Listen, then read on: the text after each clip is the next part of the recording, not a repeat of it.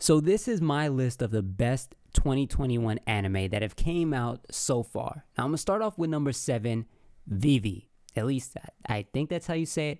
It's basically all about a humanoid robot that links up with a time-traveling virus to prevent the destruction of all humans.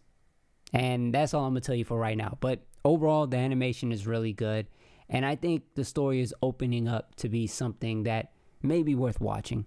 Number 6, So I'm a Spider, So What? Basically, a classroom full of students get reincarnated into a fantasy world where one of the students is reincarnated into a dragon, the other one's reincarnated into a spider, there's knights, and they're just kind of living their lives in that fantasy world.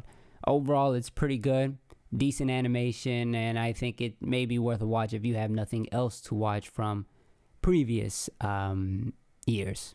Number 5, and I would say all of these animes in my top 5 list should be something that you eventually watch, and that is 8686. So you basically have these guys that were discriminated against based on their hair color, and they're forced to live outside of the city and fight the wars for the individuals that live inside the city. I know it's messed up, but they're all based in some district called 86. Now, although so far I'm not all that into the combat, I do think that the story is something that should be worth watching, and I am excited to see how everything opens up. Number 4, Kimono Gin. Now, this anime kind of feels like that typical anime that people grew up watching.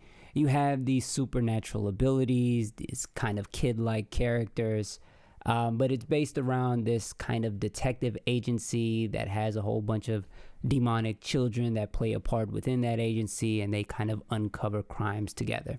Okay, number 3, and this is one of the ones that I'm really excited about, Tokyo Revengers, where it does remind me a lot of Erased. I don't know if anyone out there watched that anime before, but you have this guy that is going back in time to try to prevent the death of his girlfriend, and in doing so he's going to have to change some of the things that he did when he was in middle school to kind of make that outcome a bit different, and he's trying to join a gang that eventually will play a part in her death. Now, like I said, story-wise, this is one of the more compelling animes to watch, but in regards to the animation, I'm not really all that into it, but maybe it will rub off on me as I continue to watch the series. Number 2, To Your Eternity. Now, this anime is amazing. You basically have this immortal shape-shifting being that is randomly brought onto Earth. It has no knowledge of how life is lived.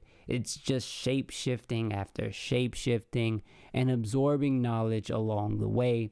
And I know that may not sound that interesting to some people, but when you see that being learn things in regards to combat and using its immortality within combat, as well as his interactions with other people and seeing kind of that relationship grow, it definitely does make you feel invested to watch the show even further.